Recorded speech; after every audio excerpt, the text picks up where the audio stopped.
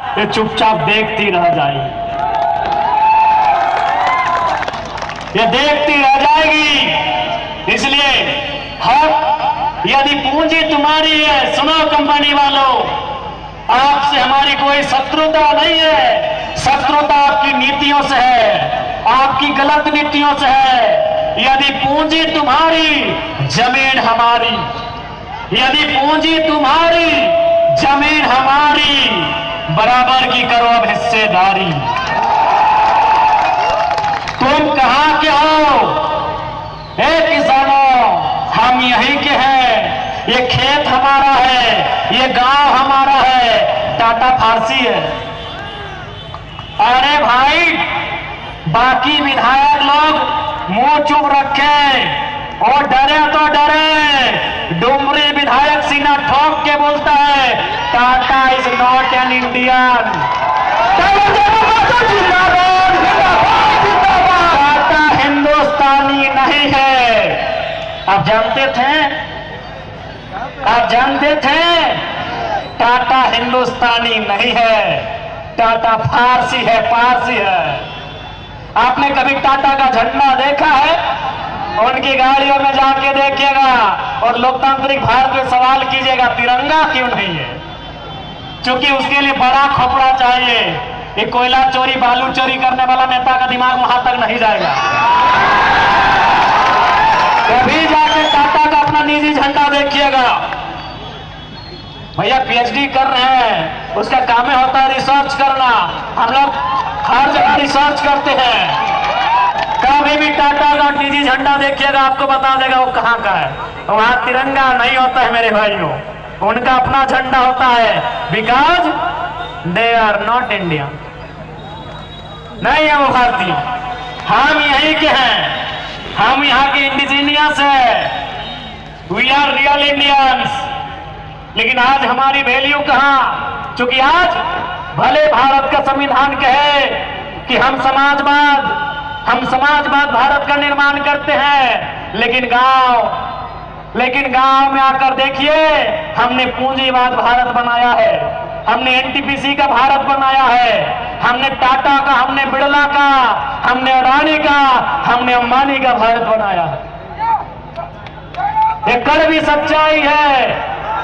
आज याद रखिएगा, अंग्रेजों के कालखंड में जब 15 अगस्त 1947 में अंग्रेज भारत को छोड़ के चले गए, आप एक रिसर्च करिए कि भारत की आबादी क्या थी।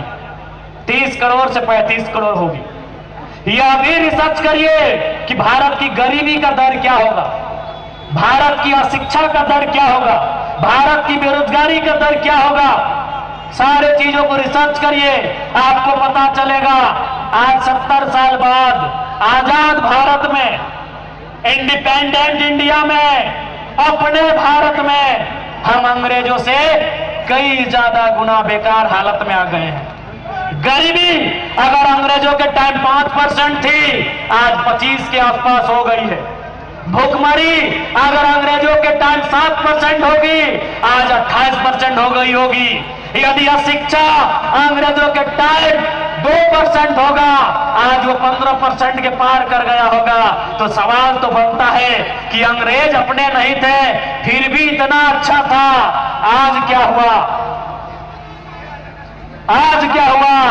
उसका जवाब भगत सिंह के जेल डायरी में है।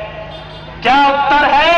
भगत सिंह ने जेल डायरी में क्या कहा है कि हम आजादी गोरों से तो ले लेंगे, हम आजादी गोरों से तो ले लेंगे, लेकिन ये आजादी चंद मुट्ठी भर भूरों के हाथ तक सीमित नहीं रहनी चाहिए। गोरे चले गए, भूरे राज कर रहे हैं, साले राज कर रहे हैं। काला नहीं बोलेंगे, वो रंग भेद में आ जाएगा ना, उसके लिए माफी। नहीं बोलेंगे वो। सांवला तक ठीक है।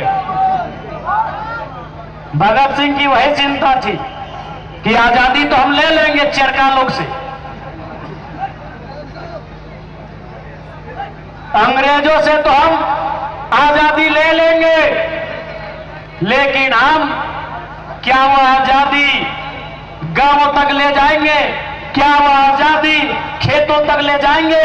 क्या वह आजादी खलिहानों तक ले जाएंगे? ये सवाल था भगत सिंह का।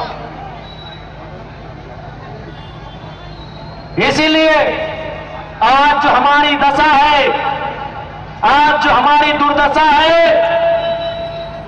ये अंग्रेजों से भी बदतर हो गई है। कारण यहां की लीडरशिप, कारण यहां के ब्यूरोक्रेट्स। अगर वे लोग ईमानदारी से काम करने लगे तो हमारा देश, हमारा राज्य सबसे खुशहाल होगा। इसलिए आज मैं आप सभी से आग्रह करता हूं कि अब ये नए तरीके की लड़ाई है, ये नए दौर की लड़ाई है। इस लड़ाई को लड़ने की जरूरत है, इस लड़ाई को लड़ने की जरूरत है। क्योंकि ये लड़ाई रोजी रोजगार की है, ये लड़ाई रोटी की है, ये लड़ाई पेट के भूख की है। इसलिए इस लड़ाई को लड़ना हमारा कर्तव्य बन जाता है, इस लड़ाई को लड़ना हमारा राइट बनता है, इस लड़ाई को हमें लड़ने की आवश्यकता है। और मैं पुनः कहूंगा, यह भारत देश है, यह देश गांधी को मानता है, यह देश आजाद और भगत सिंह को भी मानता है।